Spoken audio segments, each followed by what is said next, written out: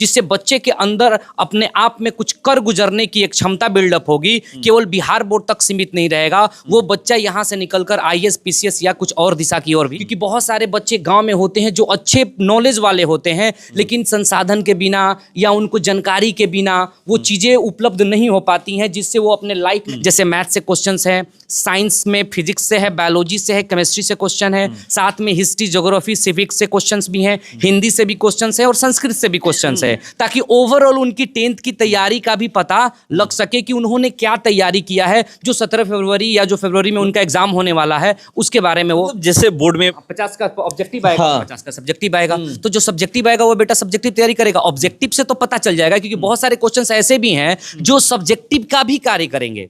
ऐसा नहीं है। बिहार बोर्ड 10वीं और 12वीं का एग्जाम फरवरी में होना है और जनवरी चल रहा है, अब ज़्यादा दिन समय बचा नहीं है।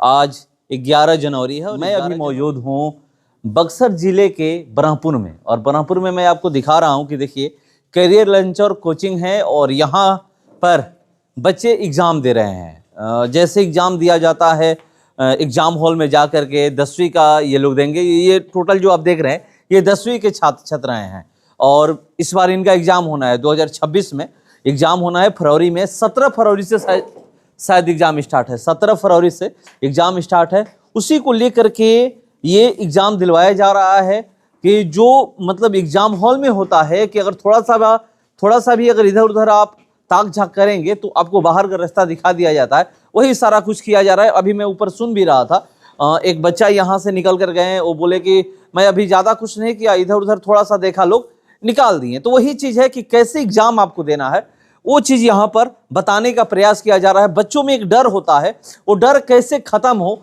वो यहाँ पर बच्चों निकालने का प्रयास किया जा रहा है एग्ज़ाम लेकर के। ये देखिए जो भी लोग हैं क्या लेकर आए हैं, मैं इनसे जानने का प्रयास करूंगा। क्या लेकर के आप यहाँ पर आई हैं? Board, pen. बस, इसके अलावा कुछ नहीं है? कहाँ से? रघुनाथपुर से। क्वेश्चन कैसा है? अच्छा है। अच्छा है क्वेश्चन। तो देखिए और लोगों से क्या लेकर आप आए हैं? क्या लेकर आए हैं? पेन, सिर्फ पेन। वहां पर एडमिट कार्ड लेकर जाइएगा। डर लग रहा है यहाँ पर? क्या डर लग रहा है यहाँ पे? नहीं, डर नहीं लग रहा है। 10वीं का एग्जाम देना है ना? हाँ। है? हाँ। तो देखिए 10वीं का एग्जाम देना है। मैं पूछा कि डर लग रहा है तो नहीं। ये देखिए और लोगों से मैं जानने का प्रयास करूंगा। कहाँ से आप आई हैं? चंद्रपुरा। चंद्रपुरा से। डर लग रहा है? नहीं, बिल्कुल नहीं। नहीं। क्या क्या लेकर आई हैं? पेन केवल लेकर आए। पेन केवल लेकर के? हाँ। और कुछ लेकर नहीं आना था नहीं। पेन के अलावा? हाँ, एडमिट कार्ड मिला था तो उसी को लेकर आना था। एडमिट कार्ड और पेन, हाँ। दो चीज। तो देखिए एडमिट कार्ड और पेन। और क्या वो दिमाग में चल रहा है कि बिहार बोर्ड में कैसे एग्जाम देना है? हाँ, इससे पता चल रहा है कि इससे कैसा- पता चल रहा है। हाँ। पहले तो डर होगा हाँ। कि कैसे वहां पर हम लोग जाएंगे, कैसे एग्जाम देंगे, हाँ। है?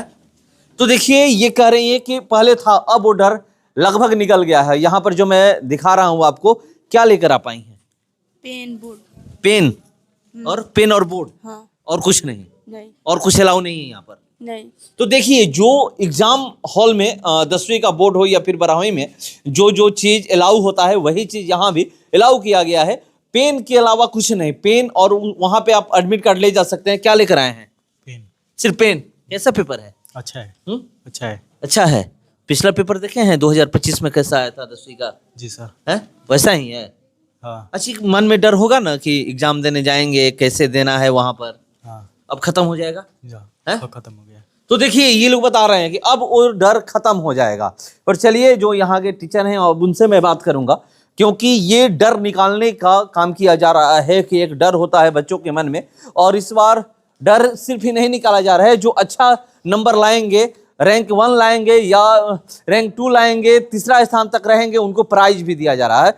और तो चलिए यहाँ पर मैं देख रहा हूँ कि जो एग्जाम हॉल में लेकर जाना है, 10वीं में लेकर जाना है, वही चीज यहाँ भी आप लोग अलाउ किया है। सेम प्राइज भी रखे हुए हैं एकदम। जो फर्स्ट प्राइज है उसको 5500 कैश रखा गया है, फिर एक साइकिल रखा गया है। सेकंड प्राइज, सेकंड प्राइज, फिर थर्ड प्राइज में स्टडी टेबल रखा गया है। इस प्रकार से हम लोग का मुख्य उद्देश्य है कि जो ग्रामीण क्षेत्र के विद्यार्थी हैं उन्हें कुछ आर्थिक सहयोग किया जाए, उनके पास संसाधन को उपलब्ध कराया जाए ताकि वो बेहतर कर सकें। इसी लक्ष्य को लेकर हम लोग ये कार्य कर रहे हैं। सबसे ज्यादा तो बच्चों के मन में डर होता है कि हम एग्जाम हॉल में जाएंगे तो फिर कैसे एग्जाम देना है, इधर उधर लोग कहते हैं कि ताक झाक करिएगा तो आपको बाहर निकाल दिया जाता है। वो सब भी यहाँ पर मैं देख रहा हूँ, ऊपर लोग बात कर रहे थे कि इधर उधर थोड़ा सा देखा निकाल दिए। एकदम हम लोग का पूरा प्रयास है कि जिस तरह से बिहार बोर्ड एग्जाम ले रहा है उसी तरह से हम लोग अपने विद्यार्थियों को तैयार करें, ताकि वो जब वो वहाँ पे जाएं तो उन्हें ऐसा कुछ ना लगे कि मतलब हम लोग एक बार ऐसे सिचुएशन में आ गए जैसा कि हम लोगों ने पहले कभी फील नहीं किया था। एकदम पूरी तरह से वैसी ही फीलिंग यहाँ पर दी जा रही है।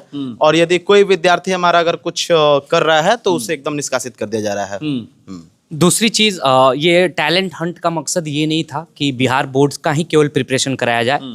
टैलेंट हंट का मकसद ये भी था कि गांव में छुपी प्रतिभा को भी ऊपर लेकर आना है, क्योंकि 2 जिलों के अंदर, 2 डिस्ट्रिक्ट के अंदर बच्चे यहाँ पे आए हुए हैं और वो एग्जाम दे रहे हैं, और इन 2 जिलों से जो लड़का नंबर 1 निकल कर आएगा तो उसके अंदर एक ऐसा अनुभव उत्पन्न होगा कि मैं लाइफ में कुछ अचीव कर पाऊंगा, कुछ जान पाऊंगा, कुछ समझ पाऊंगा। तो जो प्रतिभा गांव में छुपी रह जाती है उस प्रतिभा को निखारने के लिए भी इस टैलेंट हंट का आयोजन किया गया है, जिससे बच्चे के अंदर अपने आप में कुछ कर गुजरने की एक क्षमता बिल्डअप होगी। केवल बिहार बोर्ड तक सीमित नहीं रहेगा, वो बच्चा यहां से निकलकर आईएएस, पीसीएस या कुछ और दिशा की ओर भी बढ़ सकता है। इसलिए इस टैलेंट हंट का भी आयोजन शुरुआत इसी साल से आप लोग किए हैं? हाँ, शुरुआती तो इसी साल से किए हैं हम लोग, लेकिन बेसिकली ये हमारा हर एक साल का मोटो रहा है, क्योंकि बहुत सारे बच्चे गांव में होते हैं जो अच्छे नॉलेज वाले होते हैं, लेकिन संसाधन के बिना या उनको जानकारी के बिना वो चीज़ें उपलब्ध नहीं हो पाती हैं जिससे वो अपने लाइफ में आगे बढ़ पाए। क्योंकि गांव का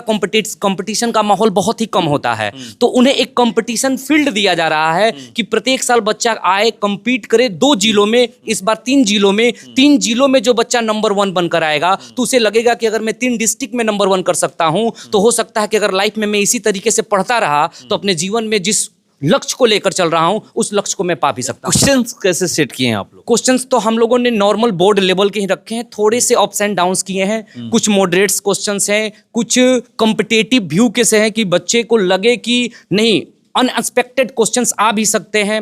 बाकी जनरली उनका टोटल सिलेबस से लिया गया है, जैसे मैथ से क्वेश्चंस हैं, साइंस में फिजिक्स से है, बायोलॉजी से है, केमिस्ट्री से क्वेश्चन है, साथ में हिस्ट्री, ज्योग्राफी, सिविक्स से क्वेश्चंस भी हैं, हिंदी से भी क्वेश्चंस है और संस्कृत से भी क्वेश्चंस है, ताकि ओवरऑल उनकी 10th की तैयारी का भी पता लग सके कि उन्होंने क्या तैयारी किया है, जो 17 फरवरी या जो फरवरी में उनका एग्जाम होने वाला है उसके बारे में वो जैसे बोर्ड में क्वेश्चन सेट किया जाता है वही उसी तरीके से? बिल्कुल उसी पैटर्न पे सेट किया गया। सारा कुछ वही पैटर्न है, बस सब्जेक्टिव मेथड ना करके उसको ऑब्जेक्टिव मोड में रखा गया है, क्योंकि उसमें सब्जेक्टिव भी होता है बट हम लोगों ने यहाँ पे ऑब्जेक्टिव मोड ही रखा है। सब्जेक्टिव क्यों नहीं किए हैं? सब्जेक्टिव में थोड़ा सा लेंदी प्रोसेस होने की वजह से रिजल्ट का जो देने का मकसद होगा वो लंबा बन जाएगा, क्योंकि उसके अंदर तो फिर हमें बहुत 85 क्वेश्चंस आएंगे ना ऑब्जेक्टिव में। तो ऑब्जेक्टिव में हम लोगों ने टोटल 80 क्वेश्चंस किए हैं ना, टोटल 80 क्वेश्चंस किए हैं, सब में से 20-20 किए हैं ताकि हम रिजल्ट बेहतर तरीके से दे पाए।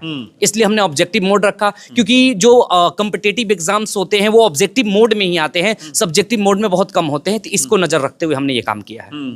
तो यहाँ पर आप देख सकते हैं कि जो ऑब्जेक्टिव है सारा कुछ जो भी सब्जेक्टिव नहीं है, और वहां पर तो 50 नंबर का 50 का ऑब्जेक्टिव आएगा, हाँ। 50 का सब्जेक्टिव आएगा। तो जो सब्जेक्टिव आएगा वो बेटा सब्जेक्टिव तैयारी करेगा, ऑब्जेक्टिव से तो पता चल जाएगा, क्योंकि बहुत सारे क्वेश्चंस ऐसे भी हैं जो सब्जेक्टिव का भी कार्य करेंगे। ऐसा नहीं है कि सब्जेक्टिव आप पढ़ लीजिएगा तो ऑब्जेक्टिव हो जाएगा, तो ऑब्जेक्टिव सब्जेक्टिव दोनों कंबाइंड होता है, तो सब्जेक्टिव रहेगा तभी आप ऑब्जेक्टिव कर पाइएगा।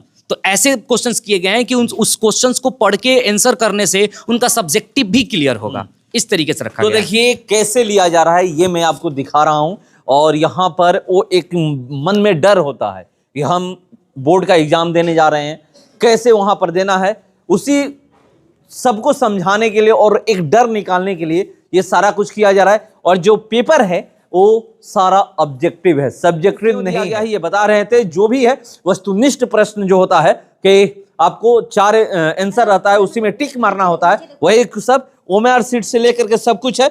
यहाँ पर रोल नंबर से लेकर देखिए ये भर रही है, रोल नंबर भरना है यहाँ पर सारा कुछ। उसके बाद ये देखिए किस तरह से जो गोल करना है ब्लैक पेन से या फिर ब्लू, ये लोग एग्जाम दे रही हैं। तो चलिए ये बरहमपुर का ब्रांच है करियर लॉन्चर का, और हम लोग यहाँ पर पहुंचे हैं और आपको दिखा रहे हैं कि किस तरीके से जो डर है कि बोर्ड परीक्षा में हम लोग जब बैठेंगे तो कैसे वहां पर एग्जाम दिया जाता है, वो डर यहाँ पर निकालने का प्रयास किया जा रहा है।